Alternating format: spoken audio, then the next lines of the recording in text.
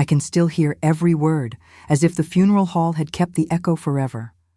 My son, standing before his mother-in-law's coffin, his voice trembling yet steady, declared, "If today I am a man of value, it's because of her. She taught me what true love is, something I never felt before. She was the best mother I ever had." While everyone wept, moved by his words, I sat motionless. Those phrases, spoken in front of relatives, friends, and even strangers, tore at my soul more cruelly than any silence could. I was alive. I was there. And yet, it felt as if my entire existence had been erased. I had spent 3 decades believing that my greatest legacy was to be a mother. Waking up early, preparing meals, helping with schoolwork, tending to fevers in the night. I worked to give him education, opportunities, and comfort. I endured humiliations in a loveless marriage, just so my son wouldn't grow up without a stable home. And yet, before everyone, he chose another woman, his wife's mother, to occupy the place that had always been mine. In that instant, I realized something I had only vaguely sensed before. To him, I was no reference, no safe harbor, not even a memory worth keeping. I was a background figure, invisible, useful only as long as I served. As the audience applauded his heartfelt speech, I fought to keep from collapsing. I held back my tears with the same strength I had used for years to hold our home together. The knot in my throat reminded me that if I cried there, I would look like nothing more than a bitter widow, incapable of celebrating the supposedly beautiful bond between him and his mother-in-law. The contrast between my memories and the version he painted was cruel. I remembered the sleepless nights when he came home drunk as a teenager and I welcomed him without judgment. The days when I sold my own jewelry to pay for his courses. The hugs he gave me as a child, calling me his best friend. All of it swept away like dust before an audience that preferred to believe in a prettier story. There, on that funeral bench, my journey began. I didn't yet know how, but for the first time in many years, I felt that something was about to change. Not only within me, but in the entire dynamic I had quietly accepted. Because if even in another woman's death I was made invisible, then it was clear, either I was reborn or I would disappear for good. After that funeral, my mind replayed the years like a film. I needed to understand at what point I had lost my son. Perhaps it hadn't been sudden. Perhaps it had been the quiet sum of small choices, of words he never said, and others that wounded me without him even noticing. I had always been the present mother. I worked outside the home, and still was the one who cooked meals, who sat in the bleachers to watch his school games, who sewed his graduation outfit in the middle of the night so he could shine on stage. But all it took was a compliment from his mother-in-law for him to melt, as if it were the first time he had ever received anyone's attention. Little by little, I began to notice how the comparisons became constant. "My mother-in-law makes tomato sauce like no one else," he would say at the table, while the dish I had cooked grew cold before me. "She understands business much better than you," he would remark when I tried to give an opinion on the path he should take. I smiled on the outside, but inside, each phrase was a thorn. I, who had carried the weight of so many struggles, was now reduced to someone lesser, someone without a light of her own. And the cruelest part was that he didn't do this out of conscious malice. He did it naturally, as if it were his right to diminish my importance. Once, I offered to help decorate his and his wife's new house. My suggestion was received with a cold nod, and soon he said, "Her mother already took care of everything. It turned out perfect."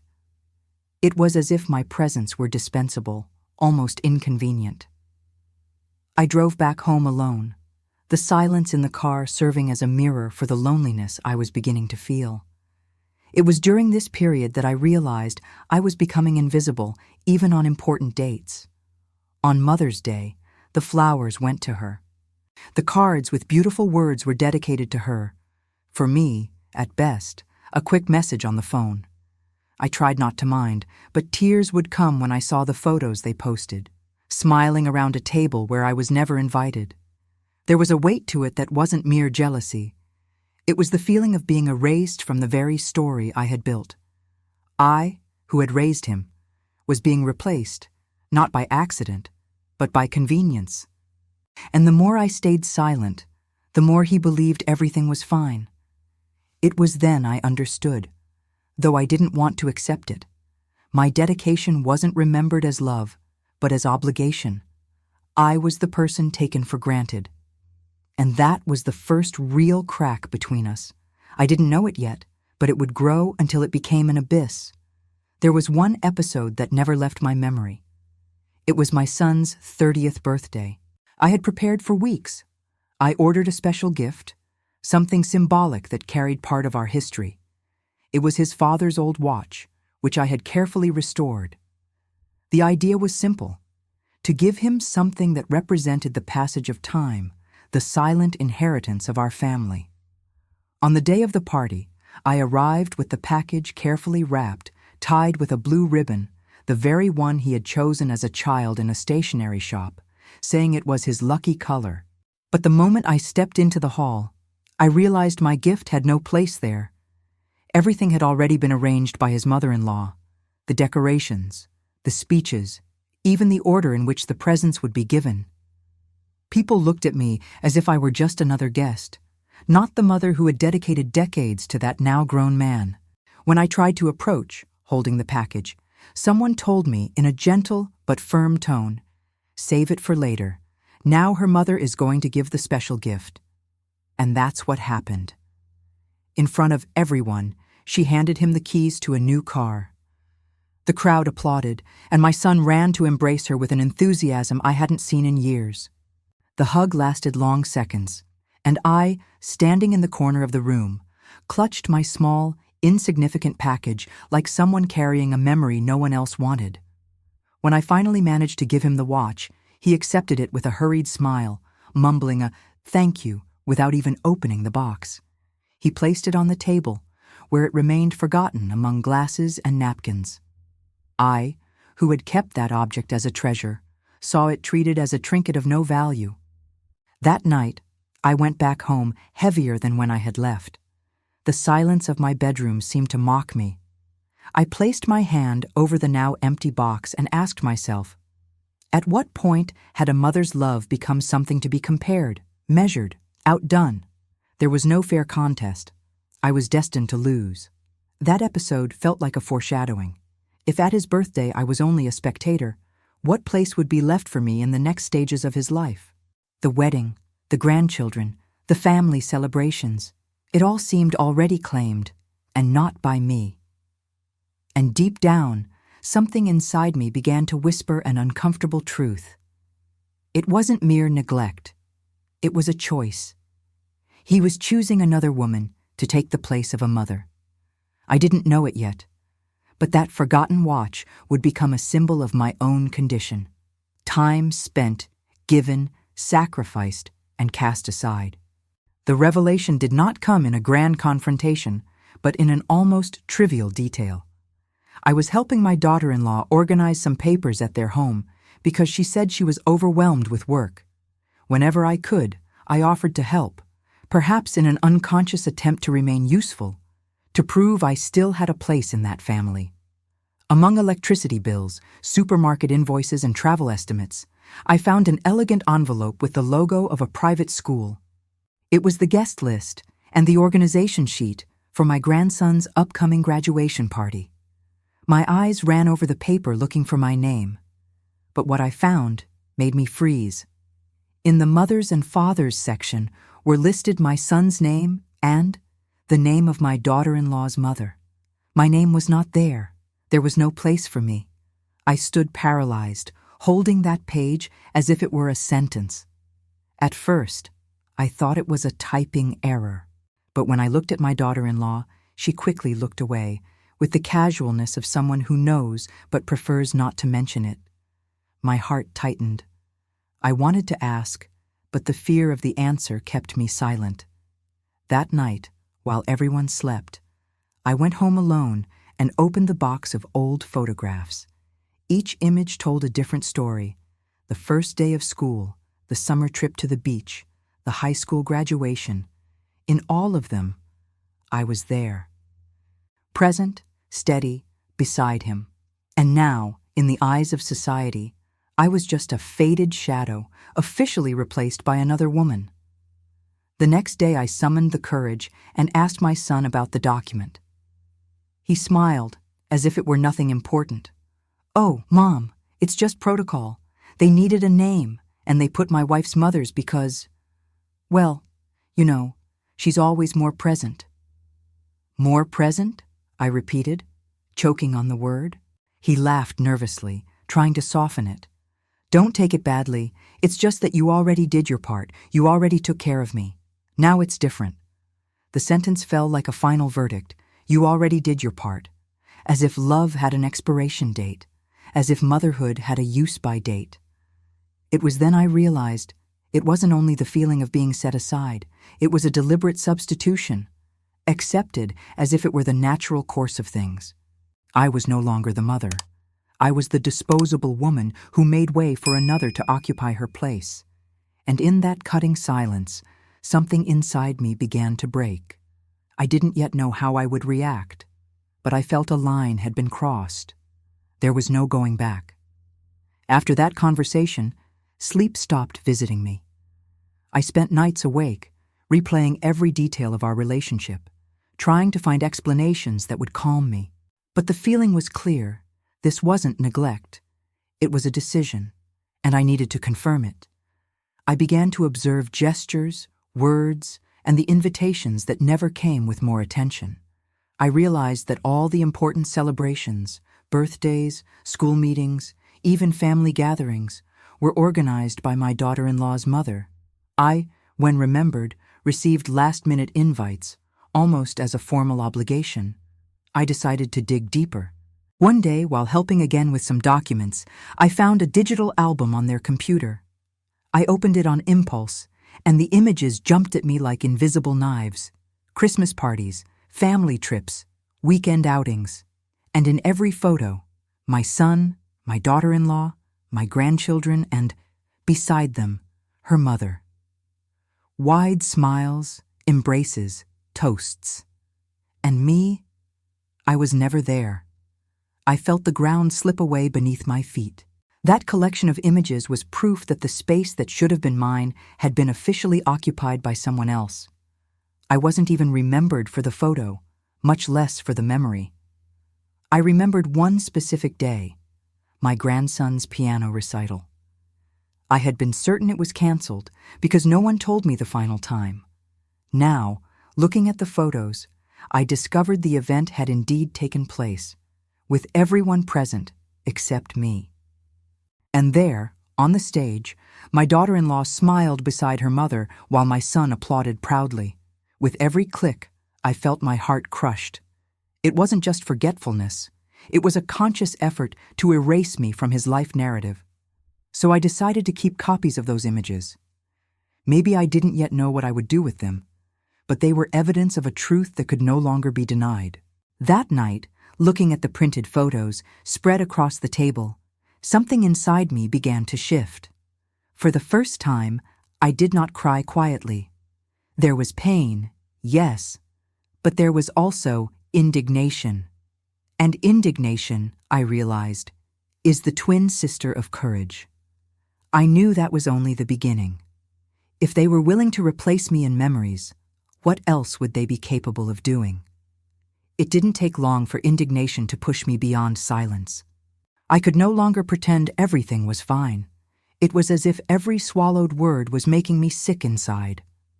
I chose a Sunday night for the confrontation.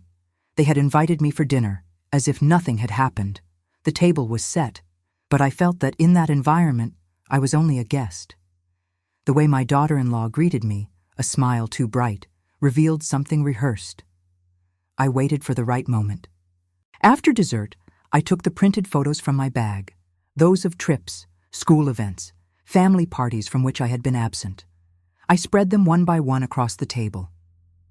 The sound of paper against wood shattered the artificial atmosphere of harmony. "Can you explain why in none of these memories is there any room for me?" I asked, my voice steady though my hands trembled. My son looked at me with surprise, almost impatience. My daughter-in-law was the first to speak. "You're exaggerating. It's just that things happened, and, well, my mother was always more available." "More available," I repeated, looking directly at my son. "I spent my whole life available for you. I was there for every moment that mattered. And now you replace me as if it's normal." He sighed deeply, like someone trying to end an uncomfortable conversation. "Mom, don't dramatize. You've done so much for me, but it's natural for things to change. Her mother understands me better now." The words fell like knives. Natural. That was it. For him, erasing his own mother was natural. I felt the tears burn, but I didn't let them fall. I breathed deeply and said, "Know this, I am not invisible. You can try to erase me from the photos, but you cannot erase me from the story. And from now on, I will no longer accept being treated like an afterthought." There was an uncomfortable silence. My daughter-in-law crossed her arms, her gaze haughty, as if she already believed she had won. My son looked away, restless, unable to face me. In that moment, I understood everything. They didn't care about how much I had given. They only cared about what they could still take. And inside me, something finally broke, but not in weakness. It was the snap of liberation. I didn't know exactly how, but I decided, from then on, I would no longer be a hostage to the love I had begged for. I would rise, and they would see the difference between losing my presence and losing my legacy. What I discovered that afternoon was so vile that I was left speechless for a while. It was no longer just contempt hidden in the small frictions of daily life. It was a cold, calculated plan to take everything I had, as if my whole life were a movable piece to be repositioned on their board. I received a short call. "Mom, we need to talk. Can you come by after work? It's important." My son's voice sounded neutral, almost professional. I went. I thought we would fix things, make amends, calm everything down. I never imagined I was walking toward a point of no return. When I entered the apartment, the atmosphere was strangely rehearsed. There were papers on the table, an open envelope, and my daughter-in-law's gaze, cold, impeccably controlled. My son offered me a chair and a glass of water with the same detachment you'd show a client. Within minutes, he began speaking in practical terms. "Mom, with all the rush, we have to organize the house paperwork. There are some registry forms that need updating. It's just formalities." He pulled from the envelope a sheet with my signature, or something very much like it, at the top of a document that looked like a transfer instrument. The air left my body. I looked closer. It was a draft deed, a power of attorney, and what seemed to be a document where I authorized the change of ownership to a name I did not recognize. There was also my son's initials in the footer and a handwritten note. "Sign according to instructions after consultation." I asked in a trembling voice, "What is this?" They exchanged glances, and my son tried to smile like someone offering a simple explanation. "Mom, it's just to make things easier. The real estate agency asks that Clara's mother be listed as responsible on some papers until we regularize the purchase documentation. You just need to sign to confirm you agree to let them manage it temporarily." Those words were polished poison. Mother-in-law?" I stammered. "She's dead," I said, my voice breaking. The discomfort in their eyes was brief, enough for me to understand this wasn't an innocent mix-up. That's when I noticed the most vile detail. There were receipts from a private clinic and a medical report with my name, a report attesting to mild cognitive decline and recommending short observation periods. I had never been examined by that doctor. I had never authorized anything. In the footer of the report, a stamp with the clinic's signature and, beside it, the date, a few days before the funeral. I felt nauseous. Their plan was not sentimental, it was institutional. Discredit my capacity to decide. stick the label of frailty on me, and thereby legitimize transfers and powers of attorney without my real consent. They had already created the medical justification when it suited them. The next step would be to present it to a notary, prove that I lacked full capacity, and thus allocate assets and decisions to whoever they wanted. "You're crazy," muttered my daughter-in-law, trying to regain control. "None of this is necessary. We only want what's best for you." The tone was an act of manufactured mercy. My son looked away, but did not deny anything. There was enough silence for the truth to land heavy, like a metal weight on my chest. They were plotting to make me legally incapacitated on paper, and truly and irreversibly isolated in life. In that instant, it was not only the betrayal that struck me, it was the monstrosity of the calculation, using illnesses, paperwork, and legal terms as tools to leave me homeless, voiceless, without choice. The aggression was twofold, psychological and legal, and as cold as the metal of forged signatures. Something inside me broke, and at the same time consolidated. The pain opened space for a cutting clarity. There was no room for regret here, only a war to be fought, not for revenge, to recover rights, dignity, and what was mine by justice. I stood up with the papers in my hands, my voice now firm. "Not today, not with my signature, not while I breathe." They underestimated the phoenix that still burned in silence. And I, for the first time in a long time, would not resign my story to chance. The turning point had begun. When I got home that night, the papers still trembled in my hands. Each time my eyes ran over those lines, I saw in black ink the summary of the betrayal. My own son, willing to declare me incapable to take what I'd built. I sat in the armchair in the living room, the same one where I had rocked him as a child so many times, and felt the weight of loneliness. It was as if each piece of furniture watched me in silence, complicit in the injustice. The house, which had always been a refuge, now felt like the set of a cruel trial. I cried, yes, but it was a different kind of crying. Not resignation, but purification. Each tear seemed to wash away the naivete that had kept me trapped in the role of the submissive mother. For the first time, I realized I needed to rise not only for myself, but for everything I had invested, life and dignity. The next morning, I sought counsel. I called a longtime friend, Helena, who had always been straightforward and firm. I told her, between sobs, what I had discovered. She was not surprised by my daughter-in-law's coldness, but her voice hardened when I mentioned the forgery and the medical report. "This is a crime, my dear. You need a lawyer immediately." Her words felt like a light in the darkness. Until then, I had seen myself as a victim. Now I was beginning to see myself as a fighter. That same week, I scheduled a consultation with an attorney specialized in family and inheritance law. The office was sober, with shelves full of books carrying decades of jurisprudence. Dr. William listened to every detail in silence, his eyes attentive, never interrupting. When I finished, he breathed and said, "They didn't just try to manipulate you emotionally, they tried to manipulate you legally as well. We have enough evidence to prevent any move against you. If we proceed the right way, we can not only protect your estate, but also expose their intentions." Those words were the first breath of relief. I was no longer alone. For the first time in years, there was someone who didn't look at me as a burden or obstacle, but as a client, as a person deserving respect.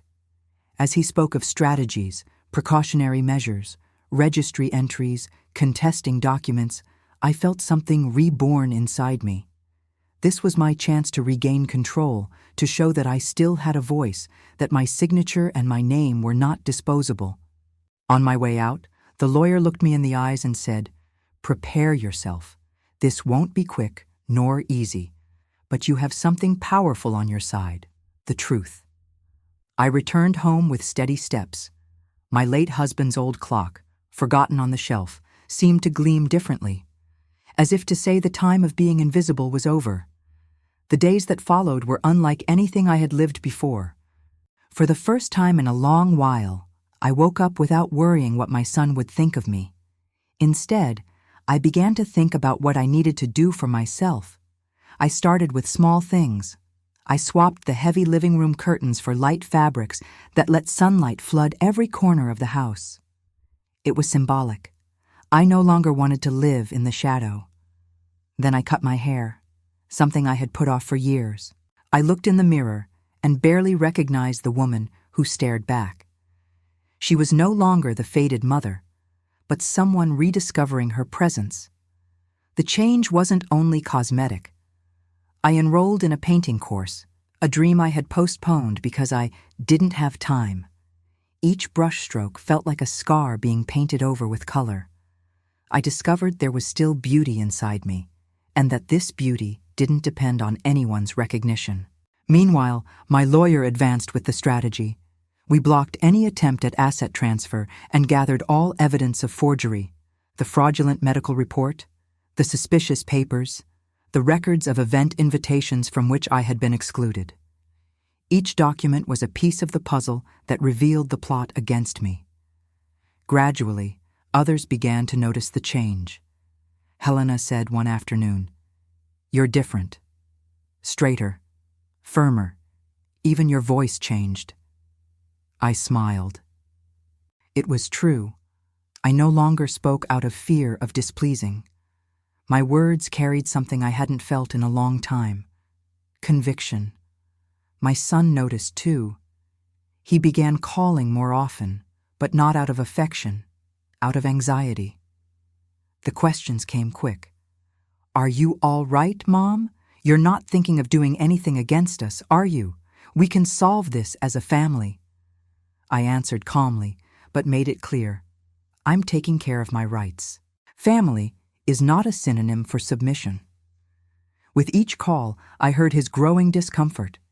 He was starting to understand that the invisible mother had disappeared. In her place arose a woman who no longer accepted being treated like disposable furniture. One day, leaving the painting class, I saw a scene that summed up this new phase. A child dropped a red balloon, and it drifted up into the sky. Everyone looked up, watching it vanish among the clouds. I looked up too, and thought, that's what I'm doing, letting go of the part of me that only knew how to hold on. Now it's time to fly. I hadn't officially won anything yet, but inside me, the victory had already begun. With every step I took, I felt my old self drifting further away. The woman who accepted crumbs no longer existed. Now I planned, calmly and precisely, like someone who finally understands that her life has value. Doctor. William called me in for a meeting at his office. On the table, he spread out the documents we had gathered: the fake medical report, the transfer papers, the photos of family events from which I had been excluded. "All of this," he said, "forms a pattern. This is not carelessness. It's a project of erasure. This will be fundamental in court." I took a deep breath. The word erasure echoed inside me. That was exactly what I had felt, and now it was there, in legal terms. But what impressed me most was the firmness in the lawyer's voice when he said, "We're not just going to defend what's yours. We're going to prove their intent." We decided to officially register my opposition to any property transactions. I also filed a complaint about the misuse of my name in medical reports. With every signature I placed, I felt the weight of dignity return to my hands. At the same time, I began to strengthen my support network. Helena accompanied me to preliminary hearings, always bringing a firm word. "You are not alone." I also met a group of women my age who had gone through similar situations of family manipulation. Our conversations were like balm. We exchanged experiences, shared strategies, and, above all, reminded one another of the value we still had, even when others tried to make us believe otherwise. Practically, I began reorganizing my finances. I consulted a financial planner, something I had never done before. I discovered investments, sources of income, ways to make what I had multiply. It was liberating to realize I didn't depend on anyone, and that, if managed well, I could not only sustain myself, but prosper. Meanwhile, my son tried to keep up appearances. He called often, always with a rehearsed tone of concern. "Mom, we don't need to take this further. It will stain the family name," he said. But with each call, I realized it wasn't care. It was fear. Fear of losing what he already believed was rightfully his. I let him talk in silence. There was no longer any room for empty arguments. My plan was not to shout, it was to act. Justice, cold and firm, would be my voice. And in the middle of this process, something began to bloom inside me. I discovered a self-confidence I thought had died years ago. My posture changed. My clothes, once chosen not to draw attention, now expressed the woman who was being reborn. Looking at myself in the mirror, I realized I was no longer just surviving. I was preparing to live, truly live. The old clock on the shelf, the one my son had dismissed, became my secret symbol. Every time I looked at it, I remembered that time was on my side. The time I had given, the time I had left, and, above all, the time of change that had begun. The changes began to be noticed. I walked differently, upright, like someone no longer afraid to exist. I began to wear bright colors, to occupy the space I once avoided. My son noticed. He showed up unannounced, trying to come in as always. But this time, I kept the door half closed. "You can't just show up like this," I said firmly. He laughed nervously. "Do I need permission to visit my own mother?" I looked him straight in the eyes. "Since you tried to take my house, yes." His silence was proof that my words had struck deep. My daughter-in-law reacted too, calling in a harsh tone, "You're destabilizing the family with these lawyers." I answered calmly, "What destroys a family isn't the truth. It's the lie." I hung up without guilt. For the first time, I didn't feel small. I was strong, and they were afraid. With every boundary I set, I regained a piece of myself. I was no longer invisible. The following weeks were ones of quiet but steady preparation. While my son and daughter-in-law believed they could convince me with phone calls full of excuses, I consolidated every step with my lawyer. William assembled a solid dossier, forged reports, attempts at property transfer, manipulative messages. Each document was like a chess piece carefully placed. At first, I admit I trembled at the thought of a courtroom. But that insecurity transformed into conviction. I discovered there was no shame in defending myself. Shameful was what they had tried to do to me. Helena, always by my side, said, "You won't just protect yourself. You'll teach everyone that a mother's love cannot be used as a shield for abuse." Her words gave me strength. I began practicing in front of the mirror, repeating phrases that once would have stuck in my throat. "I don't accept this. It's my right. No more." With each repetition, my voice came out steadier, until I truly believed myself. Meanwhile, I cared for myself in simple but transformative ways. I returned to walking in the park at dawn. Feeling the wind on my face reminded me there was still life to be lived. That time hadn't run out for me. I also reorganized my finances, discovering investments that guaranteed me stability. I depended on no one, and that awareness was liberating. One day, I received one last attempt at a deal. My son, his voice choked, said, "Mom, if we expose this, it will be bad for everyone. Just let it go." I took a deep breath and replied, "I wasn't the one who destroyed this family. It was your choices. I'm only going to show the truth." And I hung up. In that moment, I knew I was ready. The confrontation was coming, and I would not be the invisible woman they once thought was so easy to manipulate. The day of the confrontation came faster than I expected.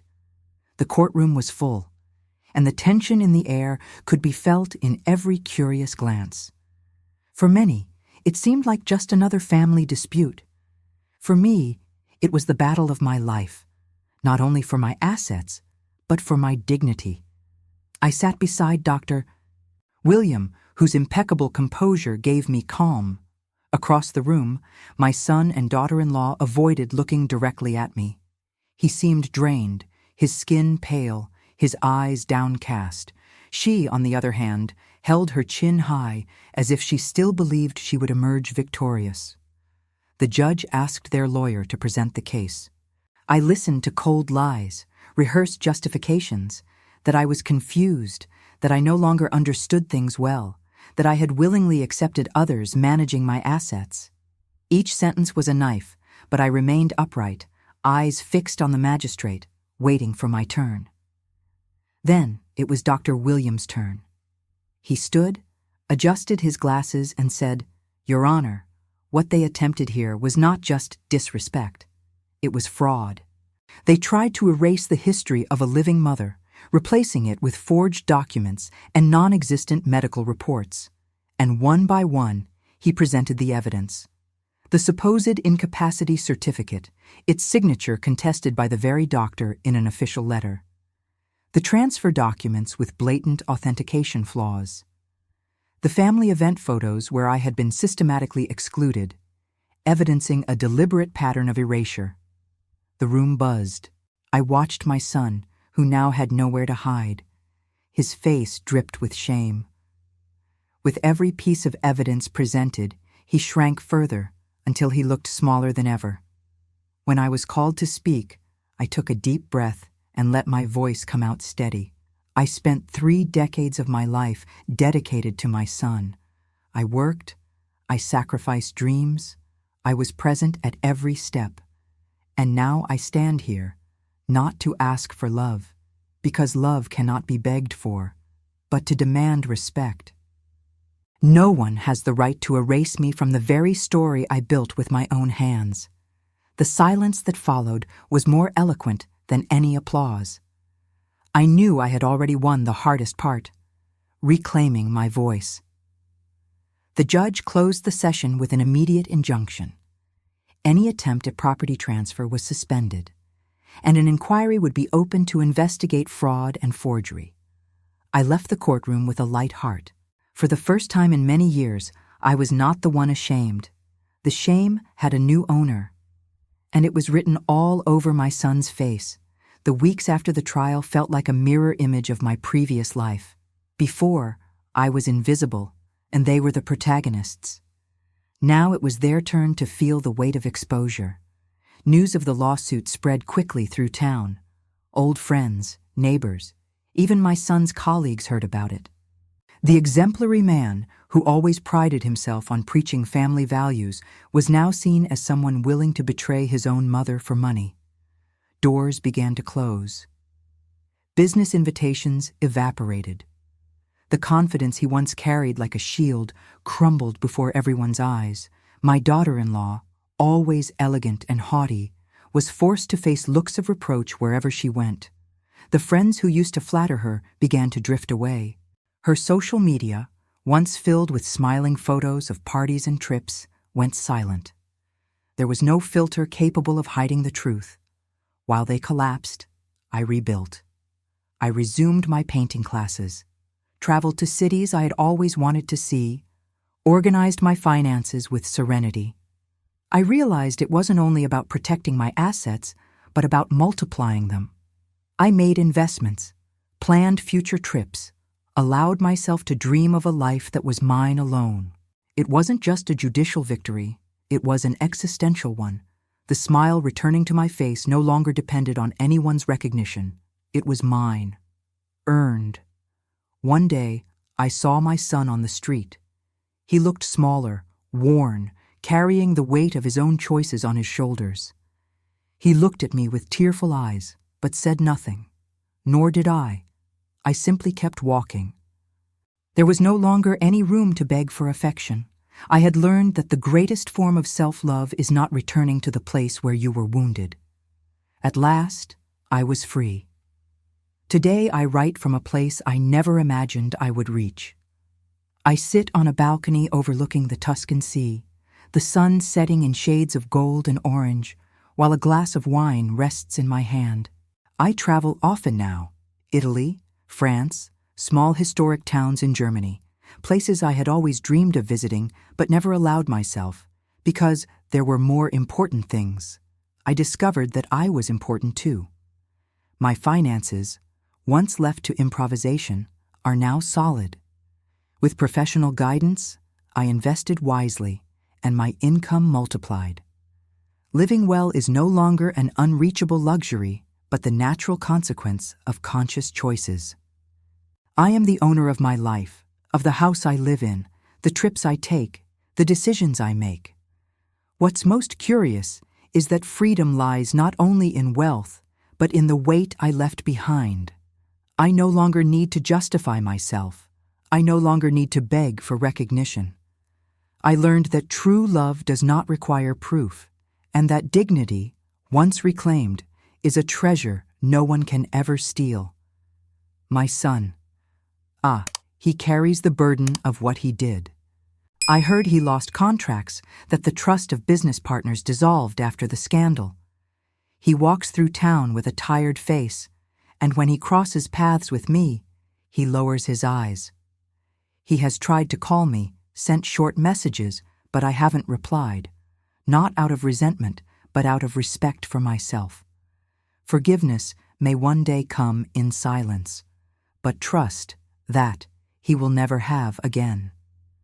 In my travels, I've met new people, stories that inspire me. I went back to painting, canvases that reflect not pain, but the beauty I found in starting over. My paintings, they say, have vivid colors and firm strokes, perhaps because that is finally how I see myself, alive and steady. If once I was invisible, today I am light that doesn't ask permission to shine. And if anyone asks what my legacy is, I will say, it's not the house, it's not the money, it's not the assets. It's proof that no betrayal, no matter how cruel, can erase someone who chooses to be reborn. I am the phoenix of my own story, and this time, no one will silence me. Many mothers have felt the weight of ingratitude. If you have also gone through this, share your story. Here, your pain will be respected, and your voice will be heard.